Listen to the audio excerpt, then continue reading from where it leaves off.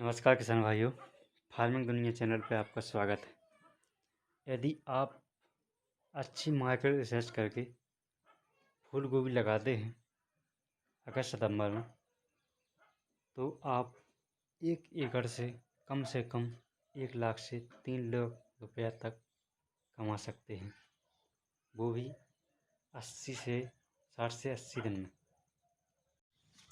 आज की वीडियो में बात करेंगे फूल गोभी के बारे में। फूल गोभी वैसे तो हर कोई उगाता है और अब तो किसी भी समय में हो जाती है, लेकिन अलग अलग समय पर अलग अलग रिक्वायरमेंट होती है, अलग अलग प्रकार से पौधे की सुरक्षा करनी पड़ती है। जो बरसात में गोभी उगाते हैं उसको थोड़ा ज़्यादा कठिनाई सहना पड़ता है गोभी उत्पादन में, और जो रबी मौसम में गोभी उगाई जाती है वो तो थोड़ी कम केयर में भी हो जाती है। तो आज की वीडियो में हम रबी मौसम के गोभी उत्पादन के बारे में बात करेंगे, और साथ साथ में जो गोभी की 3 फसलें होती हैं, जैसे अंगेती, माध्यम और पछेती फूल गोभी की, तो उसके बारे में बात करेंगे। तो आज की वीडियो में बात करेंगे हम सिर्फ फूल गोभी के बारे में। तो फूल गोभी को किस समय पर उगा सकते हैं? सबसे पहले फूल गोभी को आप 3 टाइम उगा सकते हैं। पहले अंगेती, जिसकी नर्सरी आप मई जून में बो सकते हैं, और उत्पादन आपको अगस्त सितंबर तक मिल जाएगा। दूसरा है जो माध्यम खेती होती है तो आप उसकी नर्सरी जुलाई अगस्त में बो सकते हैं, या अक्टूबर नवंबर में उसका उत्पादन मिल जाएगा। और तीसरी जो उत्पादन होता है पछेती, इसकी नर्सरी अक्टूबर नवंबर में बो सकते हैं, तो इसका उत्पादन फरवरी एंड तक मिल जाएगा। तो गोभी के लिए कौन सी मिट्टी चाहिए? तो मिट्टी यदि आप बरसात में लगा रहे हैं तो आप बलुई, रेतीली, दोमट मिट्टी में उगा सकते हैं, ये इस प्रकार की। और यदि आप माध्यम में पछेती खेती कर रहे हैं तो उसमें आप दोमट चिकनी मिट्टी में उगा सकते हैं, अच्छा उत्पादन। वैसे तो आजकल इतनी वैरायटी आ गई हैं मार्केट में, किसी भी मिट्टी में कोई भी वैरायटी हो जाती है, कोई ख़ास फ़र्क नहीं है। आपको अच्छे से पोषक तत्वों की पूर्ति होना चाहिए मिट्टी से, और आप किसी भी वैरायटी किसी भी ज़मीन में उगा सकते हैं। आपके ऊपर डिपेंड करता है कि आप कितनी मेहनत करते हैं उसमें। तो 1 एकड़ फूल गोभी से आप 2 से 4 लाख कमा सकते हैं आराम से। वो कैसे? इसी वीडियो में आपको पूरी जानकारी मिलेगी, देखते रहिए लगातार। तो सबसे पहले बात करते हैं मिट्टी की। मिट्टी का पीएच मान 5 से 7 पीएच होना चाहिए।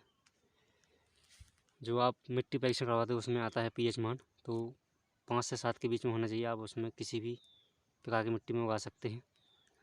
और जलवायु की बात करें तो इसके लिए वैसे तो ठंडी जलवायु की आवश्यकता होती है, लेकिन आजकल इतनी वैरायटी आ गई हैं कि आप किसी भी मौसम में, कोई भी गर्म जलवायु हो चाहे ठंडी जलवायु हो, किसी में भी उगा सकते हैं।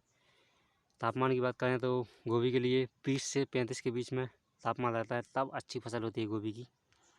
और 25 से 30 के में रहता है तो बहुत ही अच्छी क्वालिटी आती है फूल गोभी की। अब बात करते हैं नर्सरी की। तो आप नर्सरी यदि अंगेती खेती करना चाहते हैं तो मई जून में बो सकते हैं। बीज आपको लगेगा 600 से 700 ग्राम प्रति एकड़ के हिसाब से आप नर्सरी बो सकते हैं। यदि आप माध्यम खेती कर रहे हैं तो इसमें आपको 400 से 500 ग्राम बीज लगेगा 1 एकड़ के लिए। उसकी नर्सरी आप अगस्त सितंबर बो सकते हैं। और पछेती खेती करना चाहते हैं तो इसकी नर्सरी आप अक्टूबर नवंबर बो सकते हैं। इसके लिए आपको 400 से 500 ग्राम बीज की ज़रूरत पड़ेगी 1 एकड़ खेत में गोभी लगाने के लिए। तो अब बात कर लेते हैं नर्सरी कैसे तैयार करें। तो नर्सरी आप 2 फीट चौड़ी और लंबाई जितने में आपका बीज हो जाए लिमिट के हिसाब से, तो 2 फीट चौड़ाई के हिसाब से ले लीजिए, क्योंकि खरपतवार निकालने में कोई दिक्कत नहीं होती। यदि ज़्यादा चौड़ाई लेंगे तो आप खरपतवार नहीं निकाल पाएंगे इस प्रकार से, तो आप खरपतवार निकाल सकते हैं। इसलिए 2 फुट चौड़ाई की नर्सरी बना करके 10 फीट लंबी, 5 फीट लंबी, जितनी भी आप रखना चाहते हैं, तो आप बीज उसमें 1 एकड़ के लिए बो सकते हैं। और बीज बो करके उसके लिए पलेवा पानी थोड़ा कम धीमी गति से पानी दे सकते हैं। और फिर आप 12 घंटे के लिए ढक दीजिए उसको किसी या पन्नी से या किसी बोरी वगैरह से, जिससे अंकुरण अच्छा होता है। उसके बाद में आप 24 घंटा से ज़्यादा मत ढकिए, वरना बीज सड़ सकता है। तो 12 या 24 घंटे के लिए ढक सकते हैं। उसके बाद में थोड़ा बीज फूट जाए तो निकाल कर वहाँ रख दीजिए। यदि बरसात हो रही तो आप उसके ऊपर छाया भी कर सकते हैं, नर्सरी के ऊपर। और बारिश नहीं है तो कोई दिक्कत नहीं, खुला छोड़ दीजिए, लेकिन पानी 4 या 5 दिन के अंतर पर देते रहिए, वरना नर्सरी का पौधा मर भी सकता है। तो नर्सरी आपकी 25 से 30 दिन में तैयार हो जाएगी। इसके बाद में पौधा प्लांटेशन के लिए मतलब रोपण करने के लिए तैयार हो जाता है। 25 से 30 दिन लगता है। आप खेत की तैयारी करने के लिए आप पहले जल निकास की उचित व्यवस्था कर लें। यदि जल भरता हुआ आपके खेत में तो कहीं निकालने की ज़रूरत है तो उसकी व्यवस्था कर लें। उसके बाद में 2-3 जुताई कल्टीमीटर से, एक जुताई है उसे करवा करके पाटा लगा कर ज़मीन को समतल बना लें। इसके बाद में आप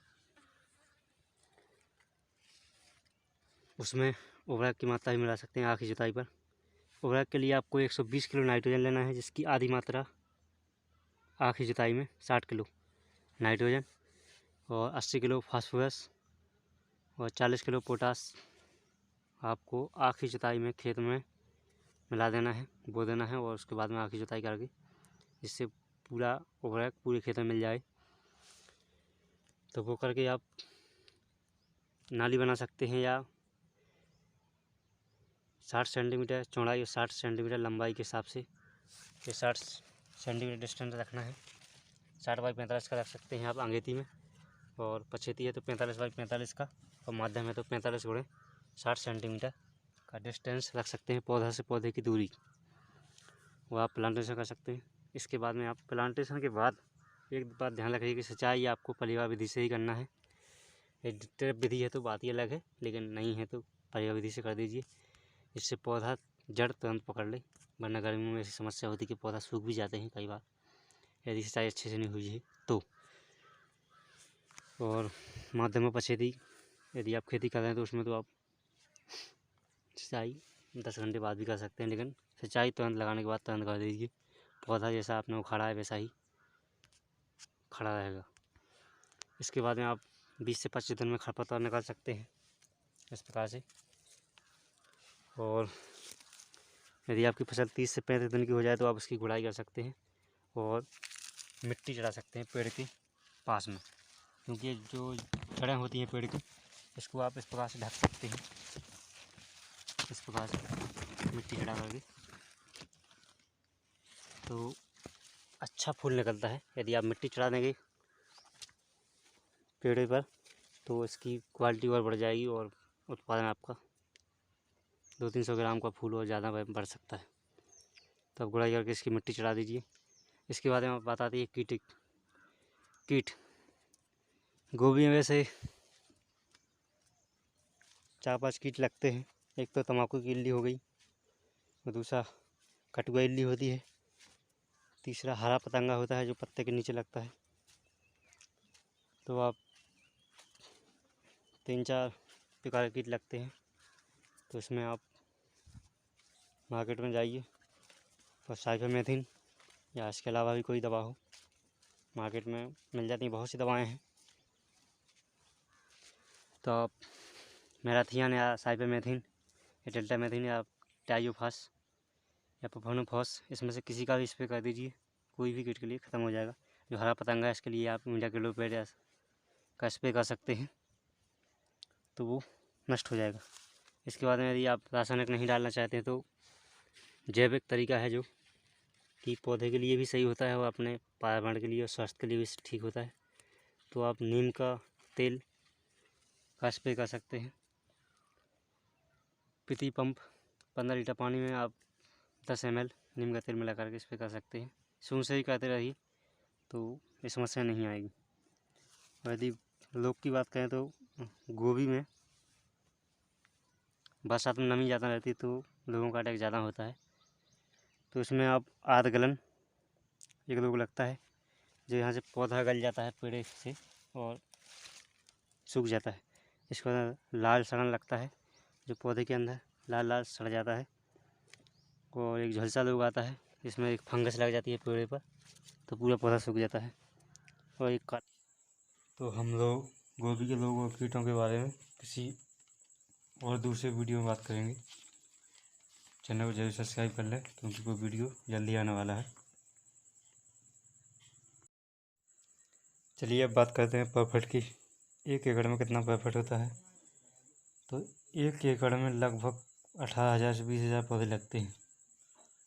यदि पौधा 10 रुपये प्रति फूल भी बिका ना, तो 1,80,000 18,000 पौधों का 1,80,000 होता है, जिसमें से 15,000 का बीज, 4,000 के आदमी प्लांटेशन में, 4,000 गुड़ाई, 4,000 की कटाई और 21 रुपये से सिंचाई, 21 रुपये की दवाई। ये सब टोटल जोड़ के 40,000 रुपये होता है टोटल खर्चा। मेरा 40,000 हुआ था, तो 1,80,000 में 40 माइनस कर दें तो 1,40,000 टोटल परफेक्ट है। एक कम से कम है। अधिकतम उत्पादन तो उन्नत किस्में हैं जो 200 से 400 क्विंटल दे देती हैं। तो उस हिसाब से आप जोड़ सकते हैं कितना होता है। 4-6 लाख की हो जाती है। किस्मों के ऊपर है, यदि आप कौन सी किस्म लगा रहे हैं। हम तो यही सलाह देंगे कि आप अच्छी हाईब्रिड की उन्नत किस्म लगाएं, क्योंकि मेहनत पूरी लगती है और समय भी ख़राब होता है। इसलिए थोड़ा अच्छा पैसा लगा करके बीज खरीदें। यदि चैनल पहली बार है तो जरूर सब्सक्राइब करें, लाइक करें, शेयर जरूर करें।